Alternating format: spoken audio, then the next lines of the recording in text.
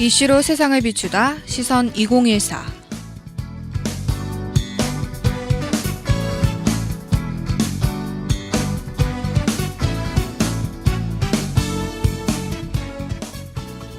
하구 여러분 안녕하세요. 이슈로 세상을 비추다 시선 2014 진행의 조재현입니다. 저희 이슈로 세상을 비추다 시선 2014는요. 세계의 전반적인 이슈의 흐름과 함께 시사용어를 알려주는 방송인데요. 뉴스를 듣거나 신문에서 한 번쯤 보기는 했지만 뜻도 모르고 무심코 스쳐 지나갔던 시사용어들을 중요한 포인트만 콕콕 찍어 하고 여러분께 전해드리려고 합니다. 그럼 지금부터 시사용어들을 통해 알아보는 세상 속으로 하고 여러분을 초대할게요.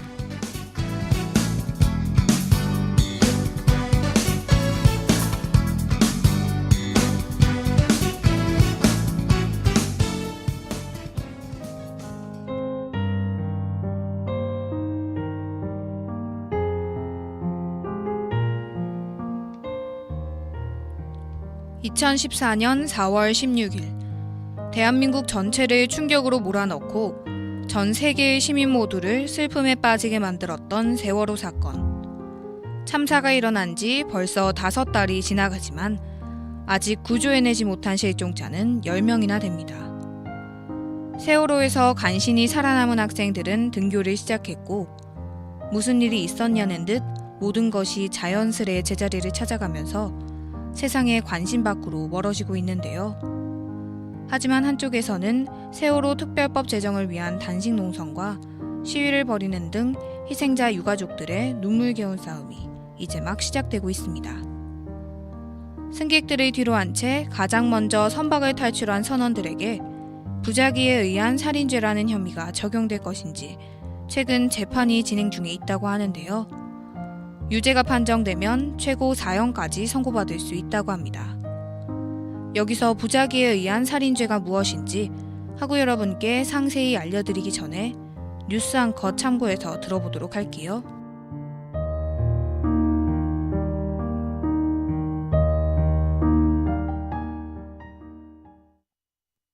검경 합동수사본부는 세월호 참사의 책임을 물어 선원 15명을 재판에 넘겼습니다. 특히 이준석 선장과 1등 항해사 강모 씨, 2등 항해사 김모 씨와 기관장 박모 씨에 대해선 살인과 살인 미수 혐의를 적용했습니다. 승객을 구할 여유가 있었는데도 자신들의 의무인 구호 조치를 하지 않았기 때문에 부작위에 의한 살인이라는 겁니다. 수사당국은 이들이 대피 명령을 지체하면 승객들이 익사한다는 사실을 인식하였고 승객 구호를 위한 아무런 조치 없이 3층 복도에 모여 구조대를 기다렸다는 점 등이 고의성을 입증한다고 봤습니다. 특히 기관장 박 씨는 조리원 2명이 부상당한 것을 보고도 그냥 지나쳤고 이준석 선장은 조사 과정에서 나살 생각밖에 안 들었다고 진술하기까지 했습니다.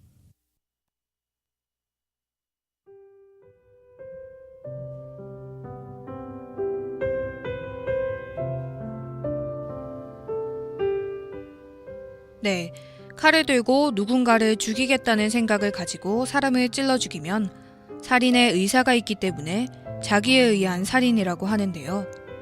반대로 마땅히 해야 할 어떤 행위를 하지 않음으로 인해서 발생한 살인, 이것을 부작위에 의한 살인이라고 말합니다.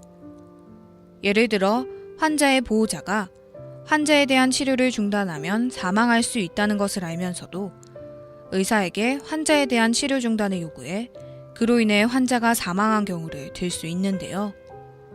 삼촌이 나이가 어린 조카를 살해할 마음을 먹고 저수지로 데려가서 미끄러지기 쉬운 제방 쪽으로 유인하여 함께 걷다가 조카가 물에 빠지자 조카를 구하지 않아 익사하게 한 사건이 부작위에 의한 살인죄를 선고받은 대표적인 사례입니다. 이러한 부작위에 의한 살인의 성립 조건은 미필적 고의의 여부입니다. 여기서 미필적 고의란 자신의 행위로 인해 나쁜 결과가 일어날 수 있음을 알면서도 그 결과의 발생을 어쩔 수 없다는 식으로 인정해 받아들이는 심리 상태라고 합니다. 다시 본론으로 돌아가서 피고인 선장 이 씨가 세월호의 침몰이 확실한 상태에서 탈출 명령을 내리지 않았을 때 사망자가 대거 발생할 수 있음을 예측할 수 있었다고 볼 수 있는데요. 이와 같은 미필적 고의를 가지고 있었을 경우 부작위에 의한 살인죄가 적용될 수 있다는 것이죠. 이 죄는 고의성이 있는지 없는지에 대해 피고인의 심리 상태를 파헤쳐야 하는 복잡한 문제이기 때문에 죄를 입증하기까지 많은 어려움이 따를 것으로 예상되고 있습니다. 이미 첫 번째 재판에서 선장 측이 살인의 혐의를 완강히 부인했다고 하는데요. 사고 초기 승객 대피를 지시했고 선박 침몰이라는 급박한 상황에서 도주가 아닌 해경에 구조된 것일 뿐 전혀 고의가 없었다고 주장했습니다.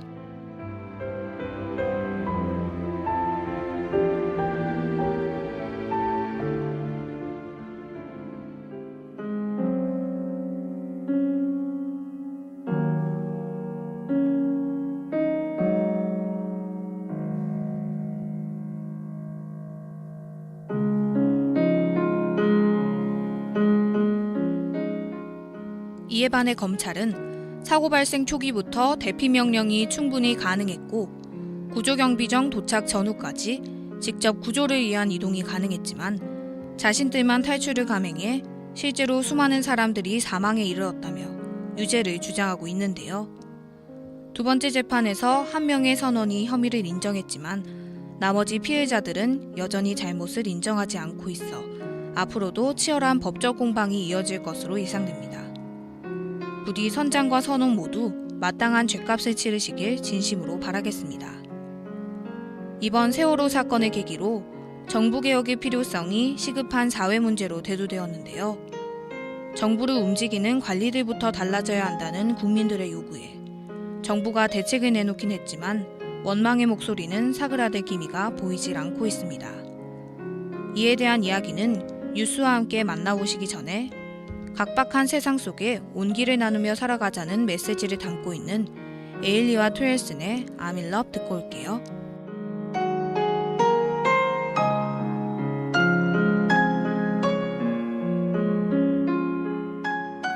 그대만 생각해요.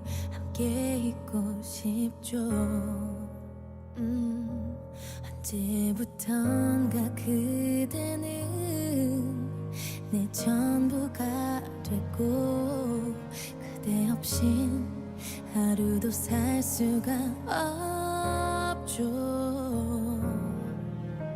I know 영원한 건 아무것도 없죠. 믿고 싶어요. 변하지 않게 만약 그대 나를 좋아한다면 날 사랑한다면 Let me know Tell me please baby 난 그대만 생각할게요.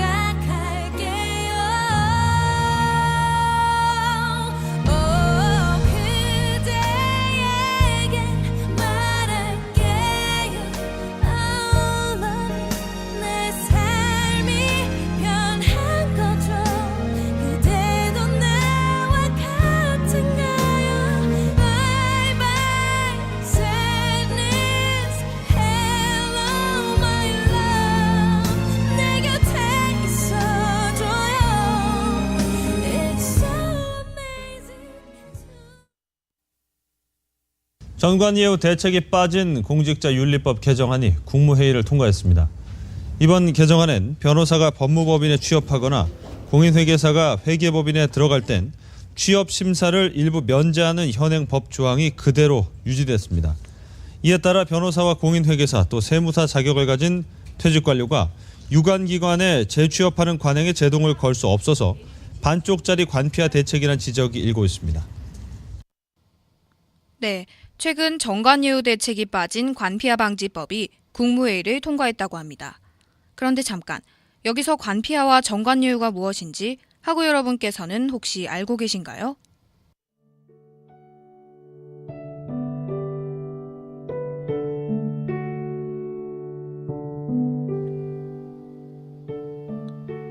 관피아란 관료와 마피아의 합성어입니다. 막강한 권력을 갖는 기관의 공무원들이 규모가 작은 상대 업체에게 공적인 권한을 이용하여 횡포를 부리고 자신들만의 이익을 추구해 비리를 일삼고 있는데요. 퇴직 후에도 인맥 네트워크를 형성해 낙하산 인사를 고용하는 것처럼 공직자 윤리법에 위반하는 행위를 벌이는 부패한 공무원을 관피아라고 부릅니다.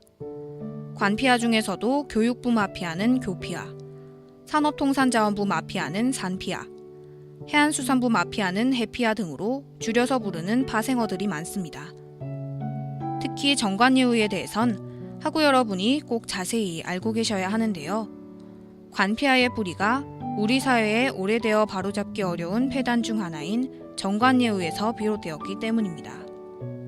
전직 판사 또는 검사가 변호사로 개업하여 처음 맞는 소송에 대해 유리한 판결을 내려주는 특혜, 이것을 바로 정관예우라고 합니다.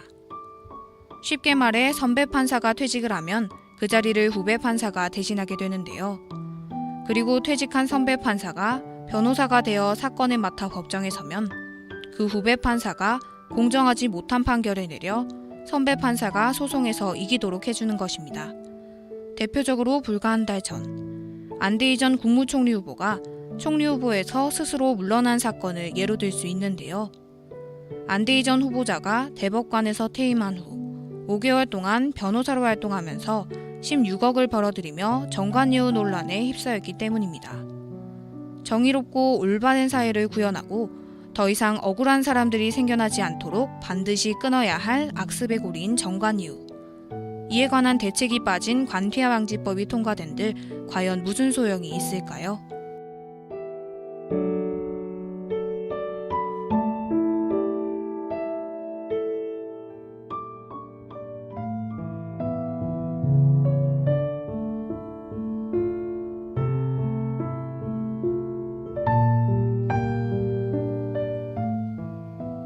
최근 가장 효과적인 관피아 방지법으로 이슈가 되고 있는 김영란 전 대법관의 부정청탁금지법 및 공직자 이해충돌 방지법이 여야 간의 의견 차이로 여전히 국회를 통과하지 못하고 있는데요.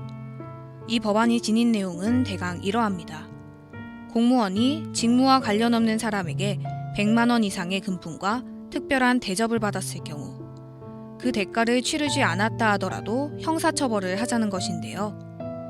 그런데 이 법을 적용할 대상자가 너무 많아 사회 공동체를 파괴할 수 있는 과잉처벌이라는 이유 때문에 반대하는 정치인들이 많다고 합니다. 그들이 왜 이런 핑계를 대며 우려를 표하는 것인지 학우 여러분께서는 혹시 눈치채셨나요? 바로 언젠가 이 법이 자신들의 발목을 잡는 건 아닐까 노심초사하고 있기 때문입니다. 이 법안이 통과가 되면 앞으로 모든 관계에 있어 주의를 기울이고 조심해야 하기 때문에 정치인들에게는 분명 반가운 소식이 아니겠죠. 하지만 정말 국민을 위하고 생각하는 청렴한 공무원이라면 국민의 대표자로서 자신들이 누구보다도 엄격히 다스려져야 함을 인정하고 국민들의 불신과 의심의 눈총을 피하고 싶다면 주저없이 앞장서서 깨끗한 변화의 바람을 주도하는 것이 반드시 옳은 일일 겁니다. 이와 비슷하게 범죄수익은리 규제처벌법, 일명 유병헌법이라 불리는 이 법 또한 관피아 방지법 중 하나로 채택되어 국회의 심의에 거치는 중에 있다고 합니다.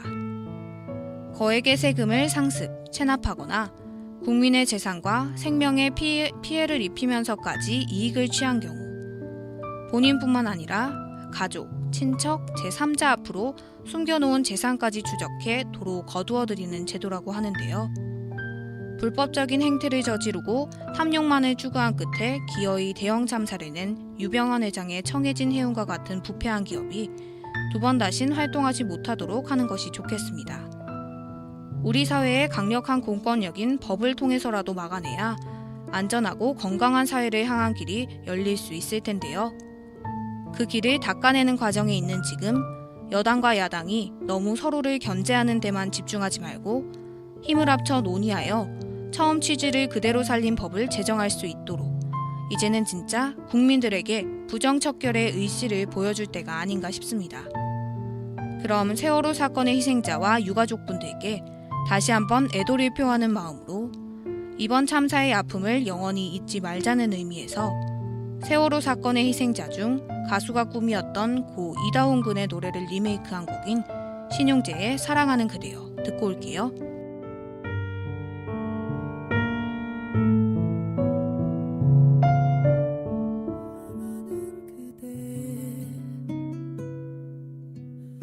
오늘 하루도 참 고생했어요.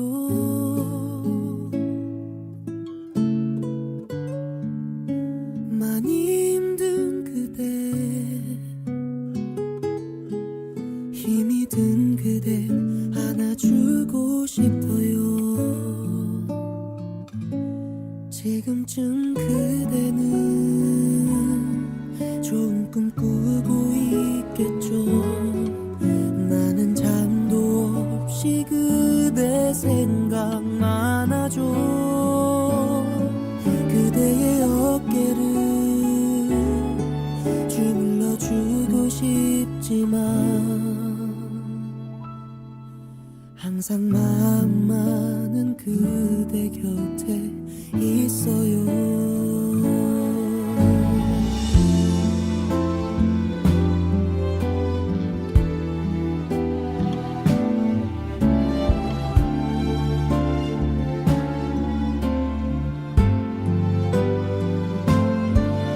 내가 만든 이 노래 그댈 위해 불러봐요.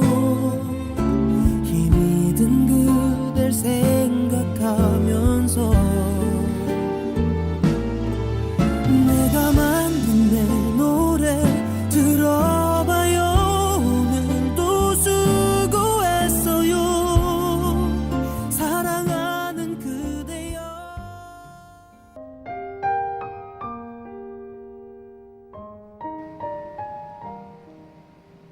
네, 이처럼 실제로 앵그리맘의 영향력은 사전투표에서뿐만 아니라 지방선거에서도 그다지 크게 발휘되지 않은 것으로 나타났습니다.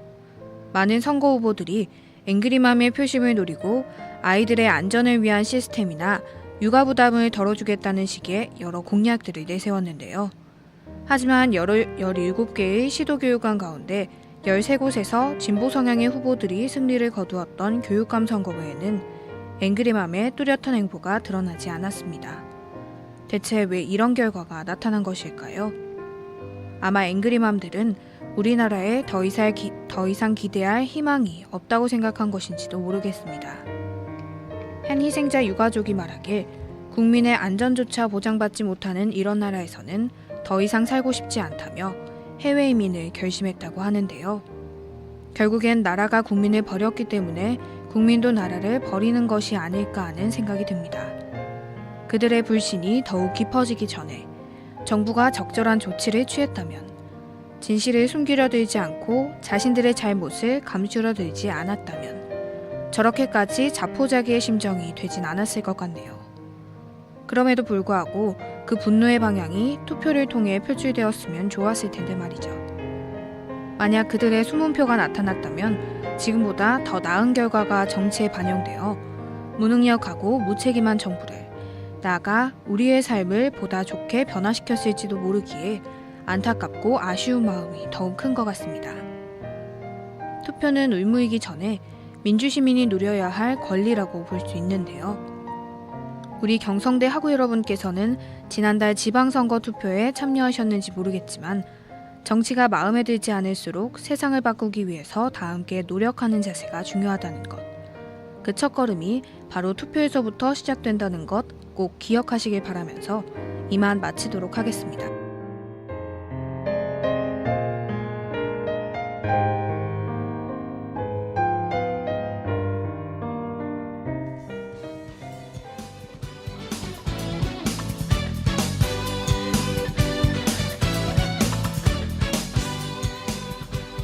이슈로 세상을 비추다 시선 2014. 오늘은 세월호 사건을 키워드로 잡고 부작위에 의한 살인과 미필적 고의, 관피아와 정관예우, 마지막으로 앵그리맘에 대해 학우 여러분께 풀어서 전해드렸는데요. 어떠세요? 유익한 시간 되셨나요? 다음 이 시간에도 이슈의 흐름에 따라 더 알차고 생생한 시사 정보들을 가지고 돌아오겠습니다. 이슈로 세상을 비추다 시선 2014는 다음 주 월요일 추석으로 한 주 쉬고 돌아오겠습니다. 학우 여러분 안녕히 계세요.